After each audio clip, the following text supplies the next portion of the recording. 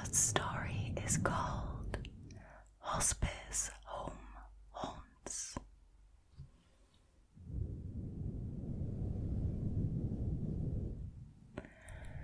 A few years ago, I was a CNA, a certified nursing assistant. I worked at a nursing home and I had a few encounters there, but nothing prepared me for everything that would happen when I started working at a hospice home. Now, a hospice home is essentially a place where people go to die. People that are sick and don't have a lot of time. The facility was amazing and worked quick on getting people in. I can make another post about everything I did at the hospice home if anybody is interested. The point is, a lot, and I mean a lot, of people passed away in the building, and a lot when I was working, and I worked from 7 p.m. to 7 a.m. So they did the graveyard shift. I always opened the window in the residence room after someone had passed away. This was my way of freeing the spirit so it wouldn't be trapped. Unfortunately, no one else did this. We have 2 wings of the building, and each wing has a huge linen closet. There were tons of sheets, blankets, comforters, towels, washcloths, gowns, etc.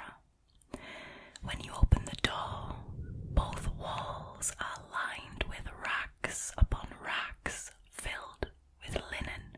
You can walk down into the room a couple 100 feet and then turn to the right, and you get to a little area where extra stuff is stored. Things for bed baths and hygiene things for the residents. You are completely hidden when you are in that area on the right. Now, a resident woke up at around midnight and asked me to get cleaned, so I was going to give them a bed bath. I went into the linen closet and headed to the area on the right, and I was grabbing supplies like soap, a toothbrush, toothpaste, a little basin, and other things that I needed. Then I heard the linen closet open and close. We have 1 CNA and 1 RN on each wing during the night shift. I figured it was probably the nurse or the CNA from the other side. Sometimes we grab each other if we need help with something. Then I heard a female voice say, "Hello." "I'm just grabbing some stuff for a bath. Do you need help?" I answered, figuring it was the nurse. "I'm so cold." "Well, I can bring you a blanket. Maybe I'll throw it in the dryer again like last week," I laughed. I turn around and head to walk back down the main area of the linen closet. But to my surprise, nobody is there. I didn't hear the door open again, so no one left, and there is no place to hide in this closet. I then feel someone grab my shoulder. I scream, and as I turn around, I drop everything on the floor. And of course, nobody is there. I ran out of there so fast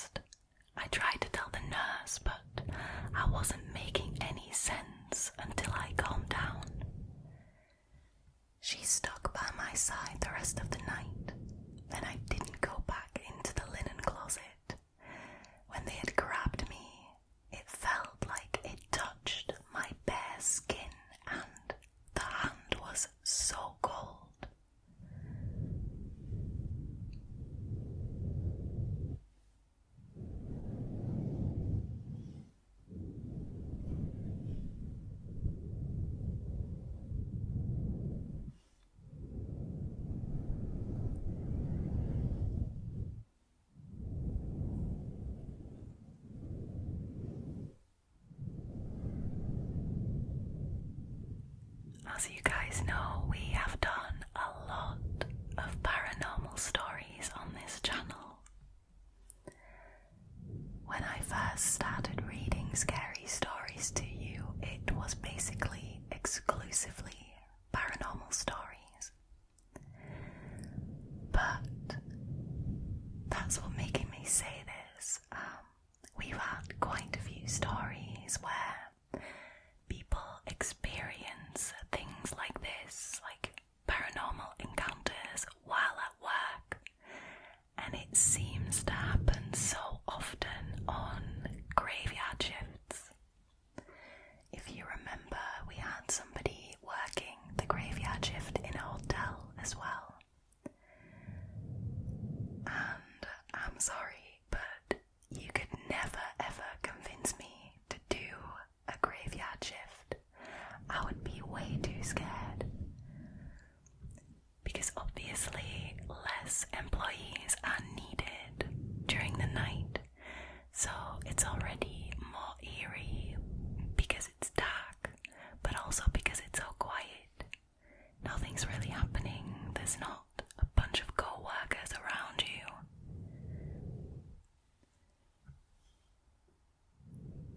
This is such a scary story. I mean, can you imagine something grabbing you? Like, you can physically feel it grabbing you. Nope. Not for me. Now, this is not the only encounter that Starkey 4 has had during her job at the hospice. She goes on to say that this was one instant of so many encounters that I experienced. So I've got another one for you.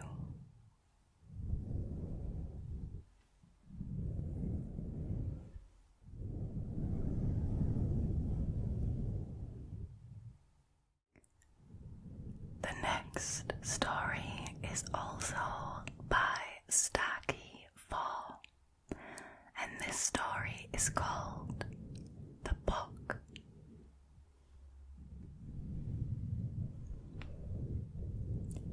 It was a normal night, and I was chatting at my computer when suddenly I heard a loud smack, like something falling. I was the only one on that wing as the nurse went to go eat up her lunch.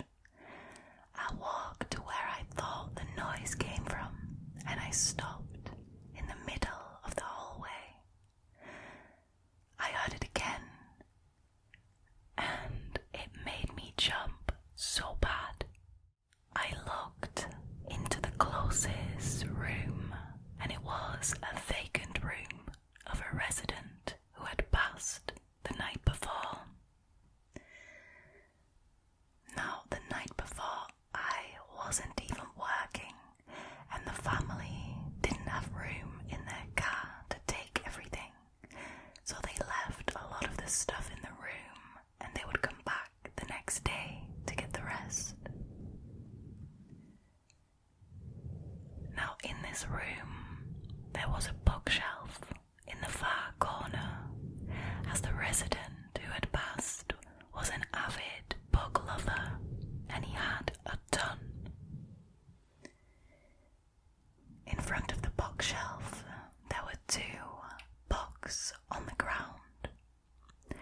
My first thought was that they must have been on the edge of the shelf and then they fell, which was logical. I picked them up and I pushed them back into the line of books so they wouldn't fall again. I turn around to leave and I hear 2 loud smacks. I turn and the same 2 books were lying on the floor again. Now, the feeling I got was as if I could almost feel that cold hand on my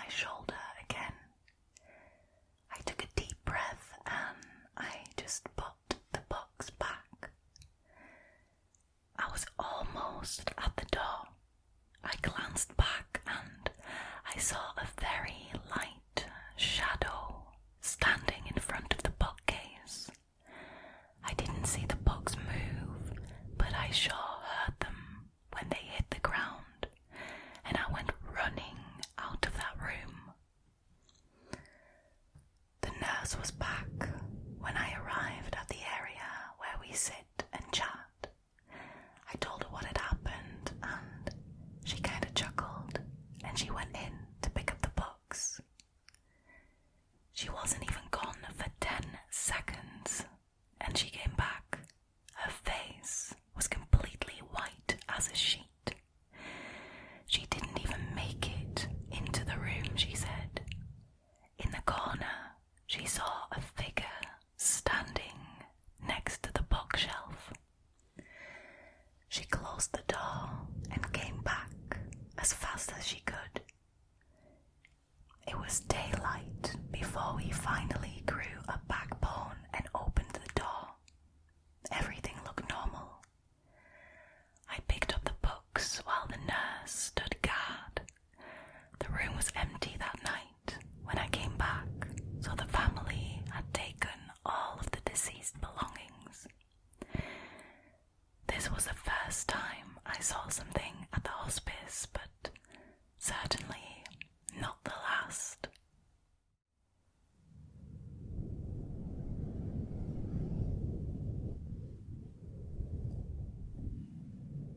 This story is so eerie. I mean, my first thought is that it is most likely the resident who passed away who came back for their books. Because the original poster says in the story that this resident was an avid book lover, so it's not insane to think that they would come back for their favourites. Though it is spooky that it is always the same 2 books that kept falling, and it doesn't really say in the story which books they were. Maybe, they were really important to this patient, and, maybe there's a reason why this person came back for those 2 specific books. I'd love to know more about this. This is so fascinating.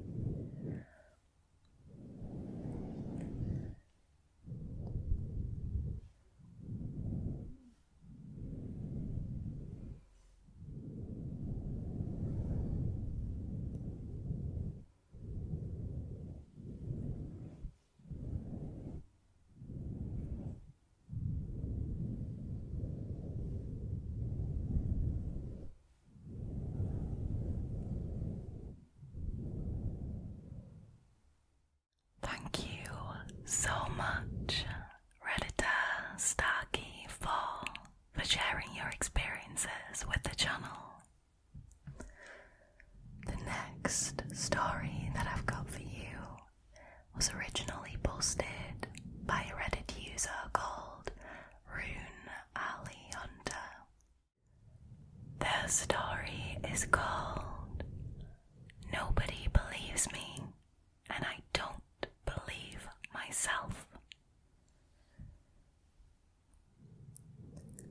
I really don't think ghosts exist. I mean, it doesn't make sense to me, and I really hate ghost shows on TV. They're all so damn fake. It is painful. Having said that, I will tell you a story about something that I experienced but can't explain. So the answer is really up in the air. I know it is hard to believe a random person on the internet, but let me say this. This story is 100% true, and I just want to put it out there on a non-judgmental space.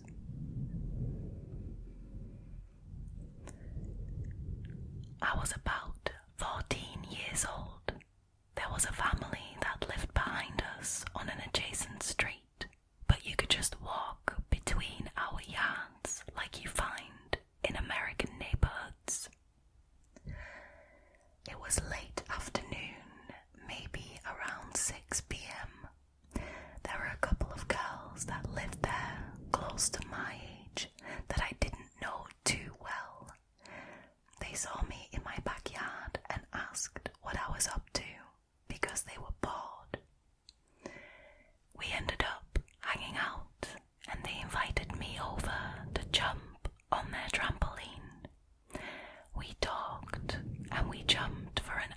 or so. Now, while jumping on the trampoline, I noticed that there was a basement storm door on the back of their house, and I had actually never seen one, so I was intrigued. Most basements here just have normal stairs from the main level. I really wanted to open it and see how the door worked. I asked about it, and the older girl said, "Yeah, we only go in there when there's a tornado.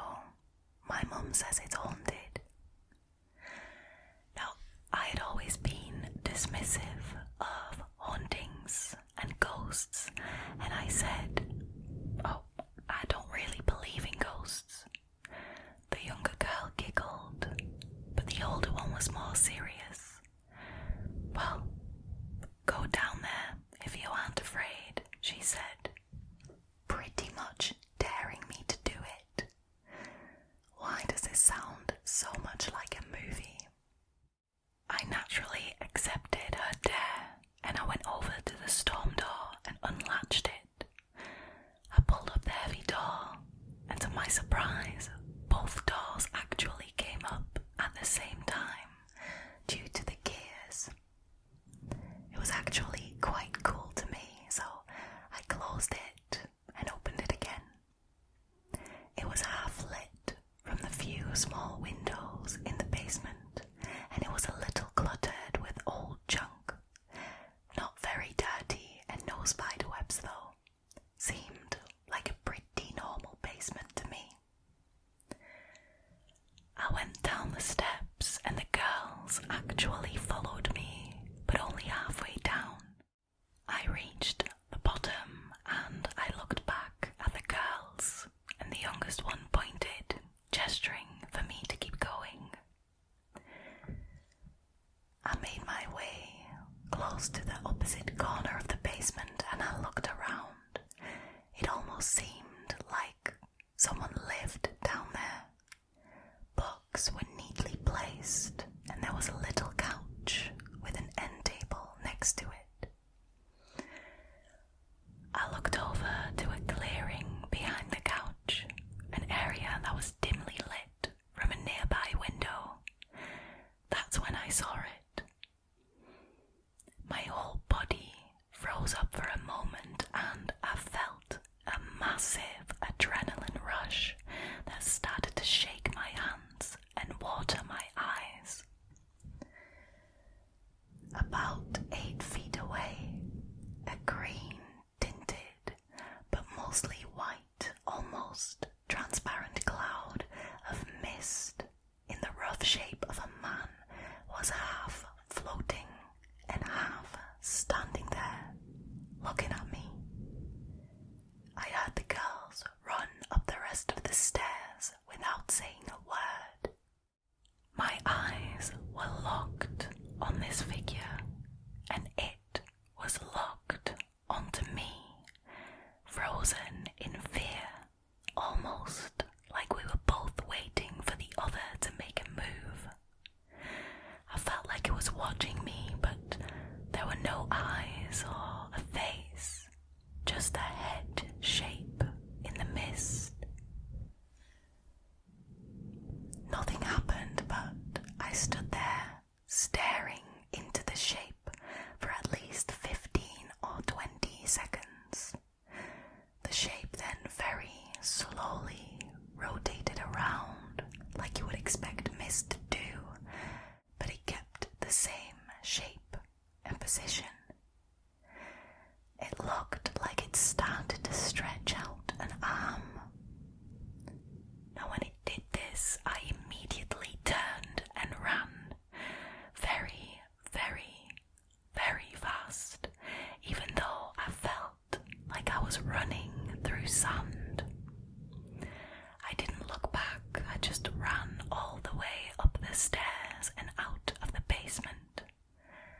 I stopped at the trampoline, about 20 feet from the basement door, and the girls were gone. I looked back at the door, still wide open, and I decided I had to bring a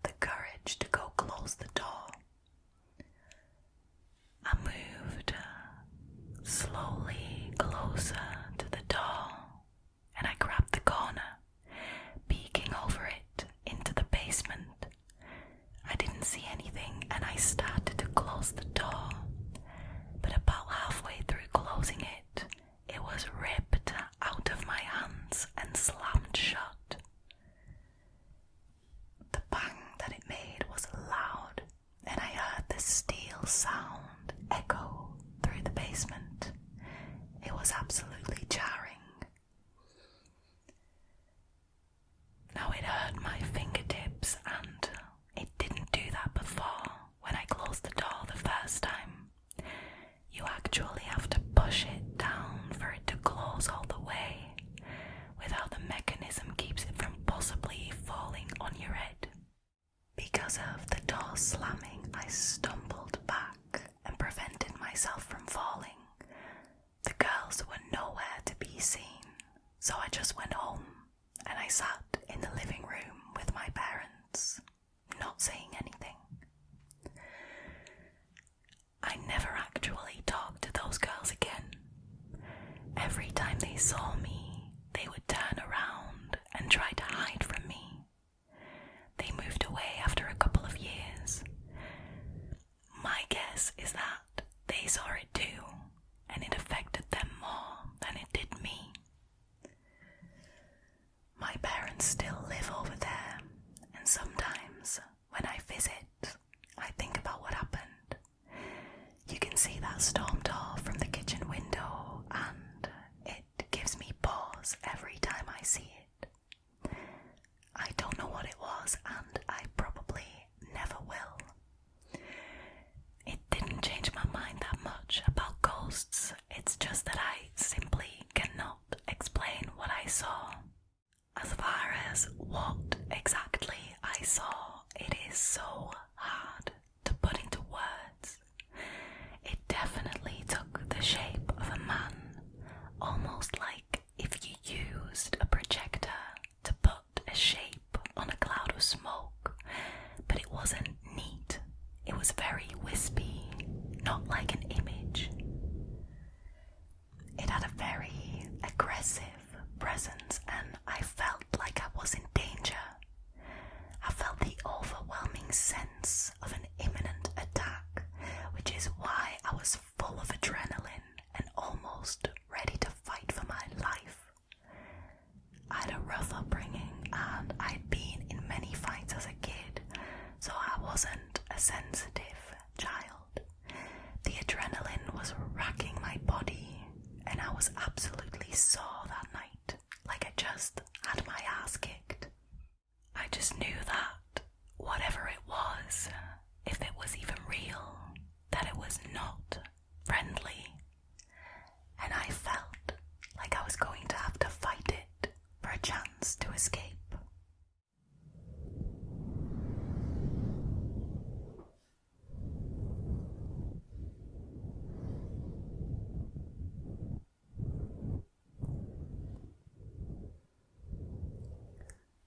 Can you imagine going through that?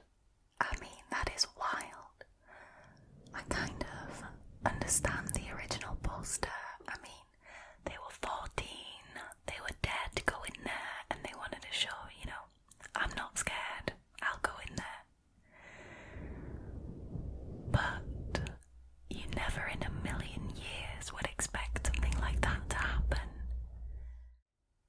It's just already suspicious that those girls only went halfway down the stairs, and then the fact that after all of this happened, they just disappeared.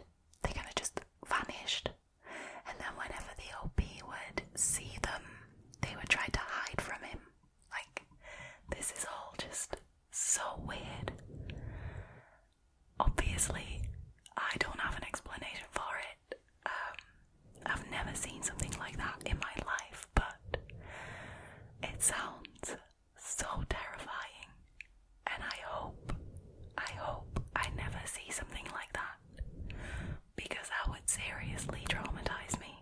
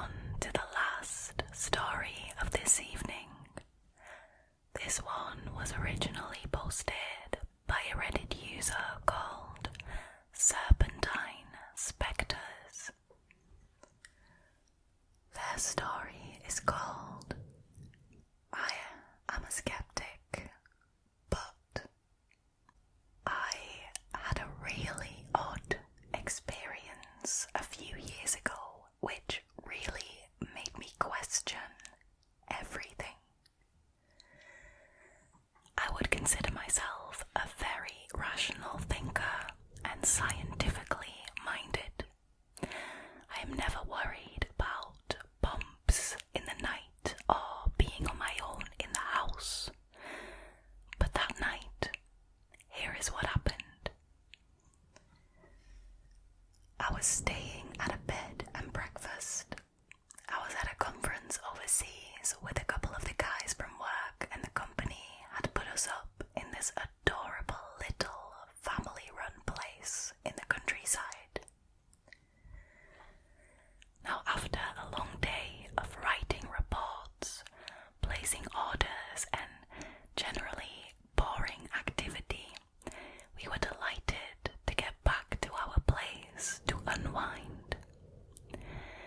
We had gone down to the local restaurant for food and for a couple of drinks.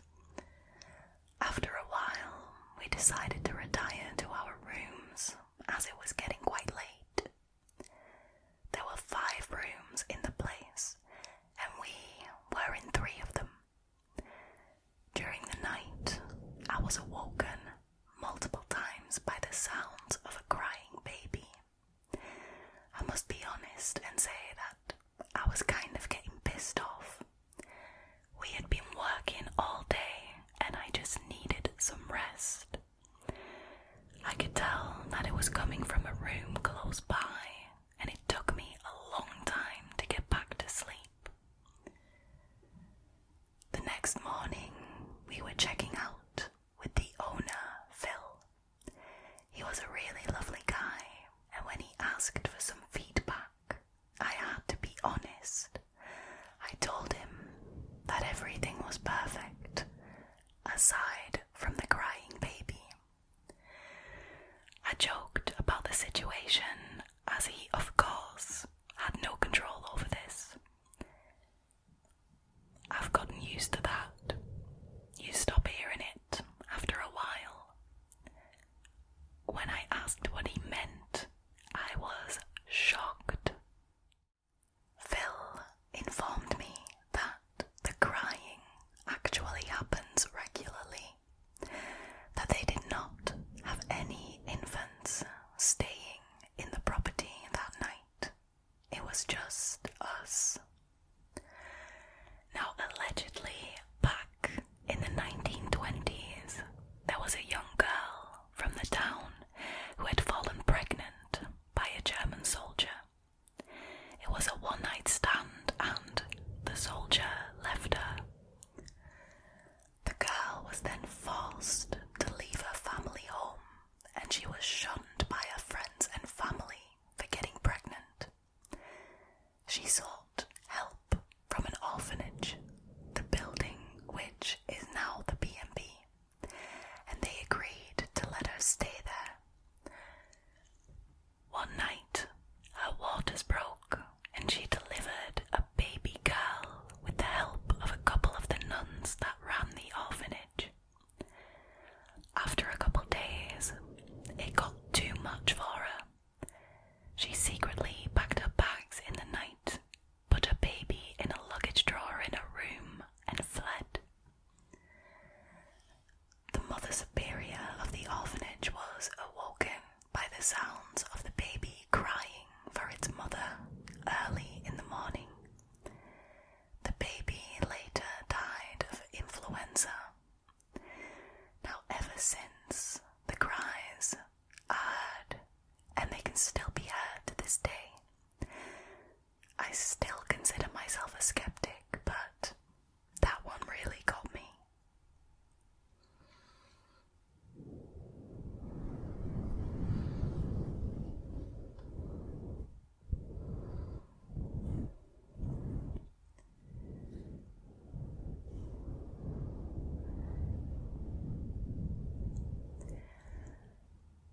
To me, there's just something about children being involved that makes these kind of experiences extra creepy. You know, on the channel we've had people who had giggling children or little children's feet running around their house, but whenever it involves a child, I don't know why, but it makes it just that much more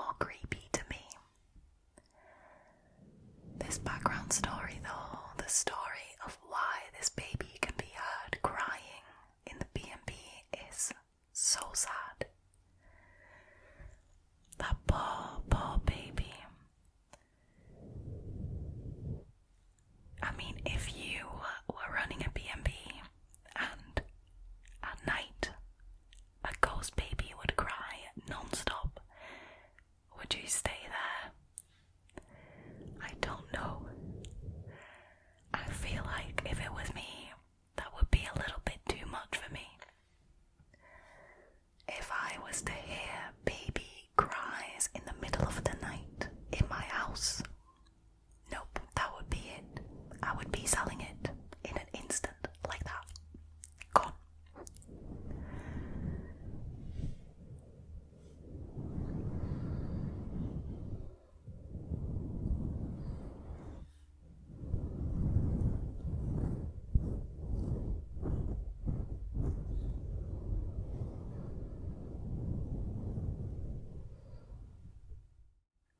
Sadly, that was it